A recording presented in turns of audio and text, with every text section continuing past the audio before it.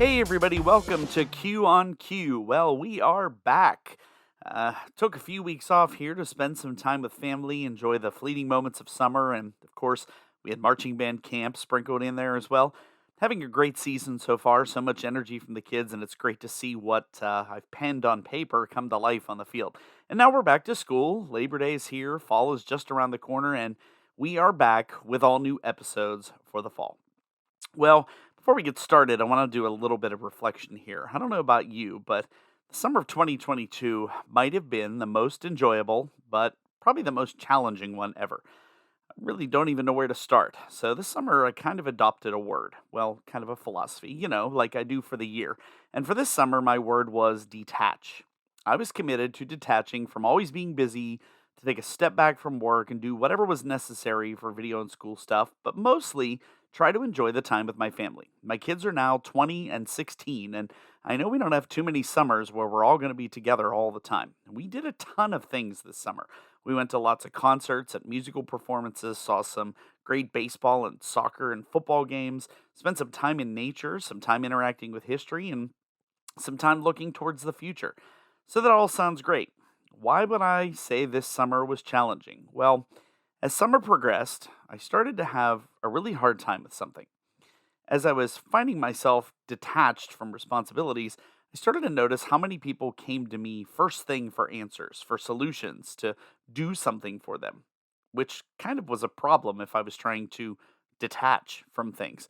And I'm flattered that I've garnered the respect and position so many people come to me first, but here's why I've had some trouble and what's been challenging. Sometimes, probably too many times, I just dive right in and either do something for someone or solve a problem that wasn't mine to solve or give an opinion because they didn't have one to give and my opinion became their opinion. Now, please hear me out. Don't get me wrong. I'm all about serving others and I still believe in and live out the value and importance of giving and serving others before ourselves. But I got to the point where it was just assumed that I would do some things. It was assumed I would always be there. It was assumed others would always know my thoughts, and detaching caused a lot of that to cease on its own, or for me to take a step back and encourage and allow others to do so on their own. So, one of my family's favorite things every summer is drum corps. Now, if you don't know what drum corps is, think of it like professional marching band, but minus the woodwind instruments. All the brass, the percussion, the guard, the pit, and simply incredible productions. We love seeing them live. We've been going to see them for years, but we also get a subscription and watch a bunch of competitions from around the country. I'm always fascinated by how a creative team can take a theme and turn it into an entire field production. For most cores, it starts almost a year in advance. The design holds a brainstorming meeting where ideas for stories are shared, and at that point, no music or visuals are discussed. The entire focus is on the story to be told. Then they begin to select music and design visuals to tell the story through the show. I spent some time digging into the show themes for all of the cores this year because I was just so impressed with how well so many of them told the story through their show. This year's shows included themes about imagination, color, creation, lost love, found love, travel, looking back, looking forward, ancient times, modern times, and much, much more. And in reflecting on these musical journeys we were taken through, I started to reflect just how much we can dissect these themes and learn from the stories they told through the music.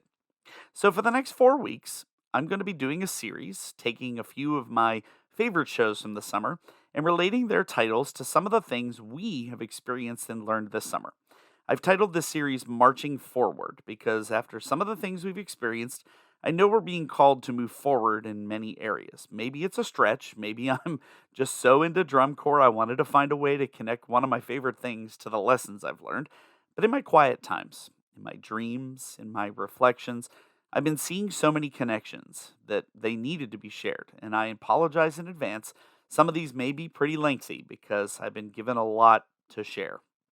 So today, we begin with part one, and this week is entitled Riffs and Revelations. This was the title of the show by the Bluecoats from Canton, Ohio. Their show was about a journey, the parts that repeat, the things that were learned, the things discovered, over the road on a journey to reveal who we really are. If you're not familiar with the term riff, in music, a riff is defined as a short repeated phrase in popular music and jazz, typically used as an introduction or in a refrain in a song. I can't tell you how many times I feel like things repeat themselves over and over again. And I often ask why. Like, for example, my one of my kids will make the same comment about a situation or experience every day for weeks.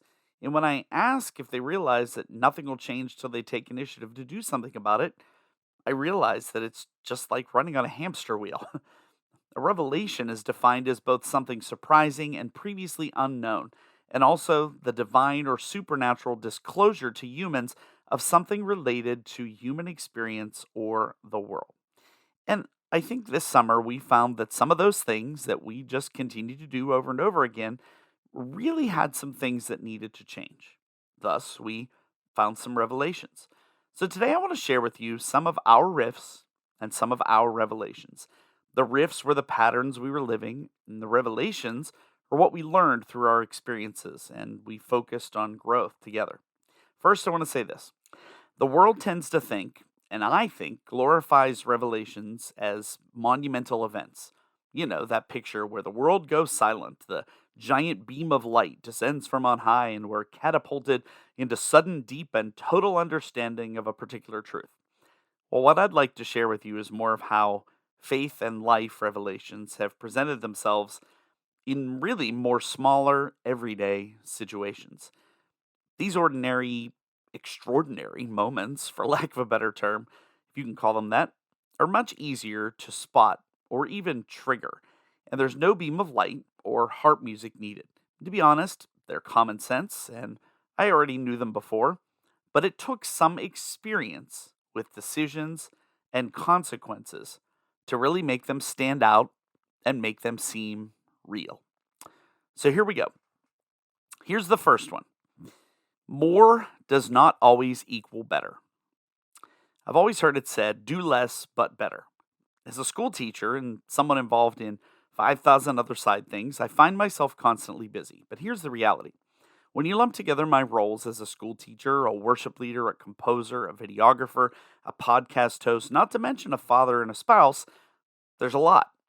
And while I will never pass up opportunities I feel are led to me to fulfill my life's calling, sometimes we see opportunities as things we just can't pass up for other reasons. Maybe it'll make us a quick buck. Maybe it'll get us in good with the boss. Maybe we'll finally get to hang out with those people we've wanted to be friends with. And even though we know we don't see ourselves in their circle of relationships, oh boy, wouldn't it be nice to just get to hang out with them? The fact is we can't and we shouldn't try to do everything. I myself consider myself to be a leader. I like to be in control and run things and manage and delegate and organize. I like to think I can see a big picture. The thing is, though, that if somebody drops the ball, or I'm afraid that they will, I find myself thinking it'll just be easier if I just did it all myself. In reality, it's important to do one or two things really well and trust the people that you are working with. I found this summer the importance of removing the things from your life that suck energy unnecessarily and how freeing that is, or at least putting them on the back burner. It allows us to experience the things that really matter. I wonder sometimes how much we forget to focus on the things we are really good at. All of us have strengths that are usually underutilized and maybe even undiscovered. Not that we focus on our weaknesses, but if you do, you'll just have better weaknesses. Focus on discovering and improving your strengths is what we need to do. And perhaps most importantly, in realizing we can't and shouldn't do it all. We have to learn when to say no, sometimes when to say not now, and when we should delegate, automate, or outsource. Precious time and energy and emotion is wasted when we don't do those things. It can be something as simple as getting an overdue notice in the mail for a bill you forgot to pay. Why not set it on auto pay so you don't have to worry about it? Or that side project you started at your house, having big dreams and big pictures, but knowing full well you wouldn't have time to do it or finish it. Well, why not ask for help? Or better yet, see who you can ask to barter services with or help you get the project done cheaply. So, more does not always equal better. The second revelation I've really thought about this summer is life is a marathon, not a sprint. I know that none of us know the day or the hour in which our life on this earth will end, but I think the real application here goes way deeper than the literal meaning of the saying. A sprint is a short run, a marathon is a long one. Great. I'm guilty of saying the phrase a lot, but for the longest time, I really only had a surface level understanding of the phrase. Here's what I mean by that. Great things take time to build and accomplish. I soon discovered it was a naive take on the phrase, because in the past few years, and especially this summer, I realized that statement has far more significance than just time and distance. And unfortunately, the only way to really understand the analogy is to experience it. Now, I'm not a runner, though I probably should go out and hit a few laps every so often. I think this can be applied in the sense of an analogy a little deeper than most of us do. Not even counting the training required, preparing for a marathon is a mental roller coaster. You can feel unstoppable for miles, and then out of the blue, your legs stop working. Think about this with almost any big project or endeavor or experience. You can feel on top of the world. Everything's firing on all cylinders. Nothing can stop you. And then, boom. Maybe things begin crashing down around you. Maybe something stops you in your progress. You feel so many highs and so many lows. And at points, you feel like you're cruising. And then suddenly you feel like you're ready to pull out of the race altogether. I'm sure if you've tried to start something, that feeling is all too familiar to you. The fact is that you're never really done. Yes, you might have crossed the figurative finish line, but in the back of your mind, you're really already evaluating what you could have done differently. Or maybe you're looking forward to how to propel into the next endeavor or opportunity. This has been an interesting summer when it comes to discussions with our kids. For any of you with teenagers and young adults out there, I'm sure you've experienced when you say something and it seems like it goes in one ear and out the other. Pretty rarely do we get the miracle of saying it once and it's taken care of, never to deal with again. For a long time, I found myself being one of those broken record parents. Our son will be the first to admit to you that he just looks at the moment in a situation, but often doesn't look at or consider what might be down the road. Parents, you know it's not a sprint, but it's a marathon. I've also been neglecting the opportunities I've had to compose more. For me, my initial thought was, it'll get published and then people will buy it and I'll make money. Well, I've seen a few select composers make it big right away, but I've come to realize it's not an instant thing or even a guaranteed thing. Some of the people who are just selling their works now have been writing for years. Some have made it big for themselves, but are still making connections to get their name out there. It's not about the immediate, it's not about the guarantee, it's more about what will come in the long term with the hard work and the investment. With almost anything, you push and grind to get it out there, but when it's finally ready, you really realize how far you still have to go. Taking the time to reflect on what was good and what wasn't, what went well and what didn't, and figuring out how to get on track towards your goals is all part of the plan.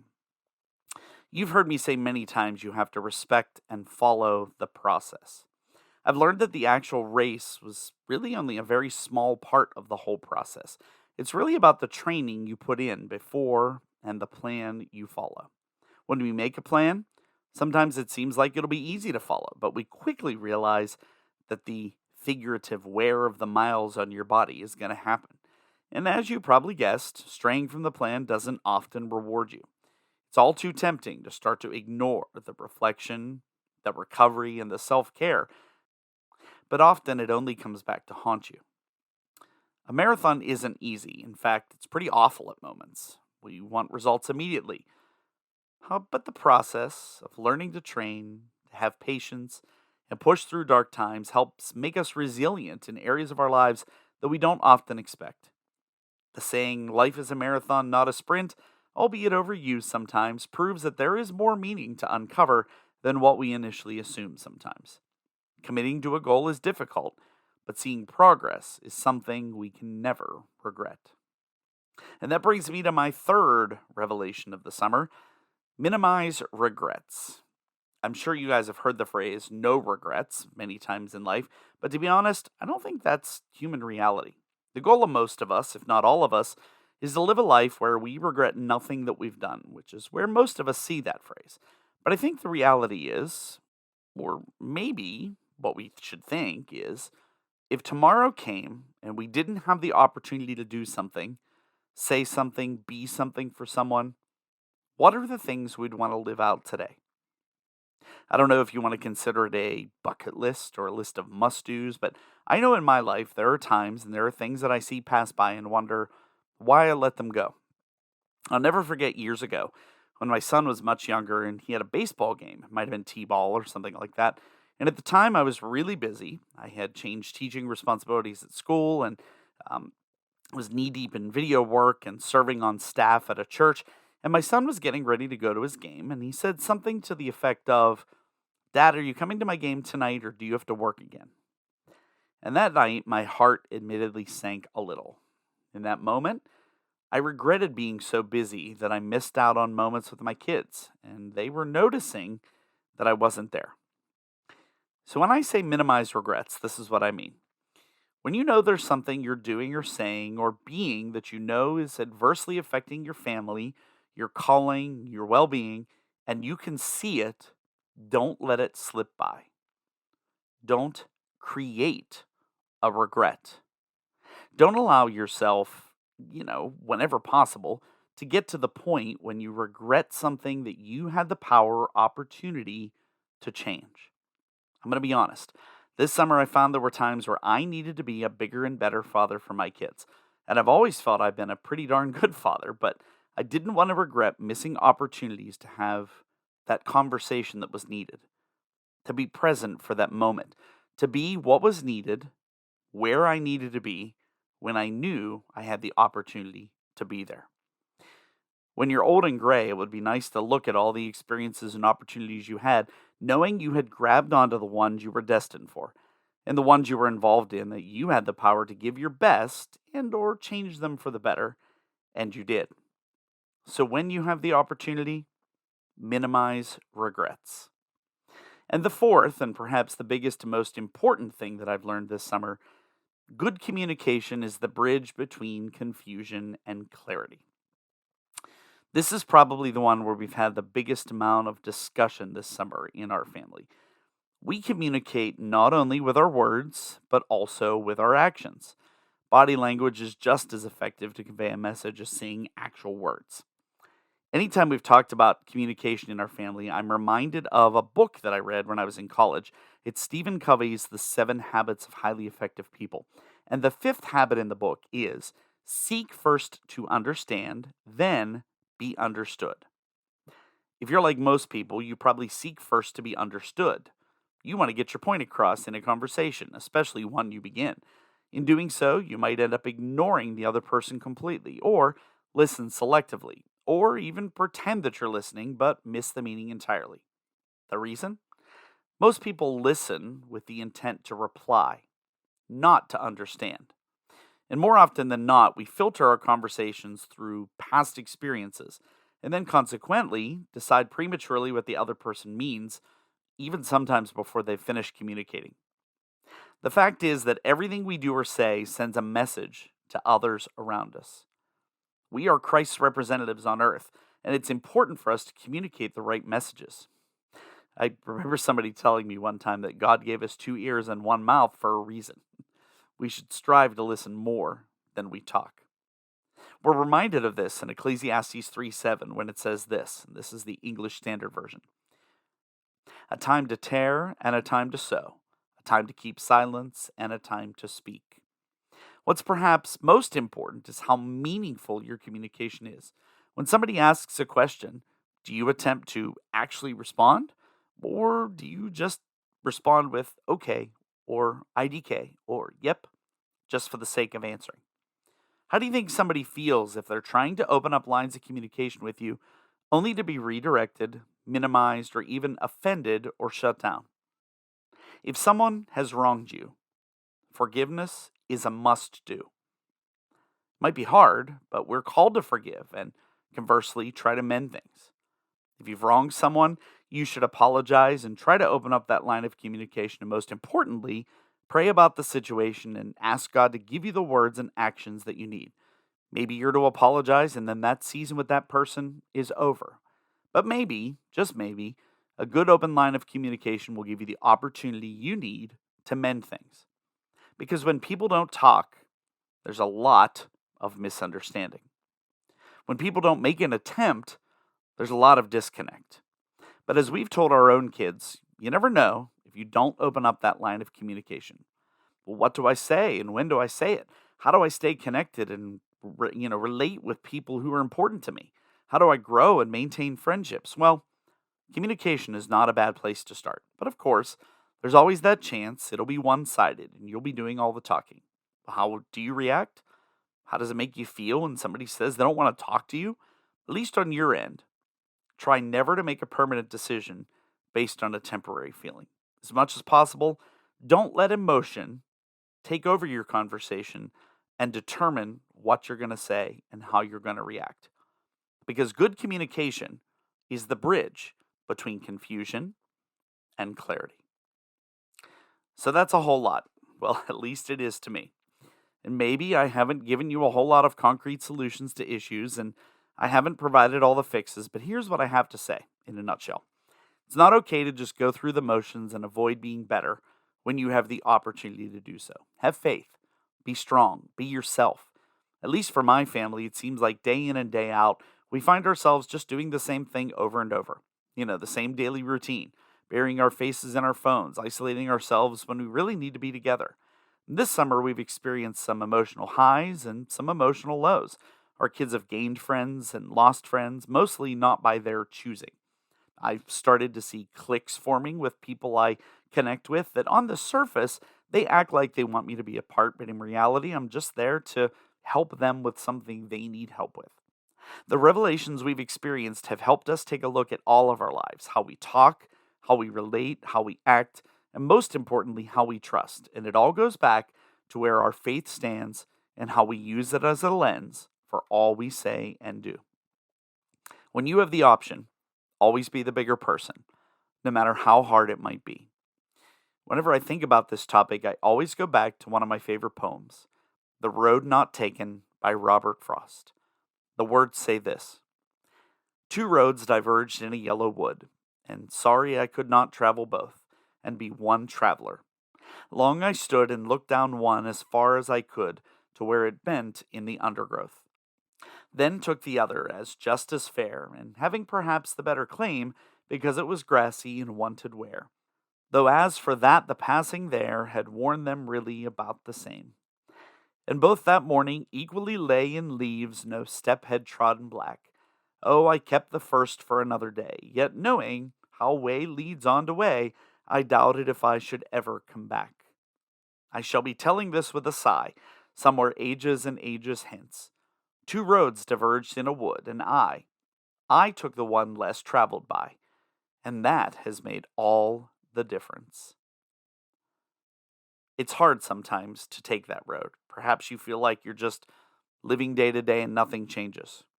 Maybe you've had opportunities and decisions to make, and you find yourself taking the easy way, or making a momentary choice that has caused fleeting feelings or experiences. After hearing what I've shared today, you might be having some revelations in your own life. And I know you're going to hate hearing this, but I don't have all the answers for you on what you should do, because every situation is unique, and that's personal things for you to answer. But I want to finish by reminding you of these revelations I've experienced and just what they've meant to me. Think about how real they just may be for your life too. Remember that more does not equal better. Life is a marathon, not a sprint. Minimize regrets. And good communication is the bridge between confusion and clarity. My prayer this week is that you will allow God to give you the revelation, even in one area of your life. Maybe it's one you've struggled. Maybe it's one you've denied or one you've needed growth. It's only through revelation, admittance, faith, and really trust that we can allow Him to work in us, to stretch us, to grow us, to show us. And I hope that even a little of what I've shared about my family's revelations this summer can help jumpstart your process as well. Well, friends, that brings to a wrap part one of our March Forward series. Next week, our title is Rear View Mirror, and the focus is going to be looking back, looking ahead, and why sometimes things are really closer than they may appear. As always, thank you again for your support and for listening, and we will see you back here next time when we'll have more for you on cue.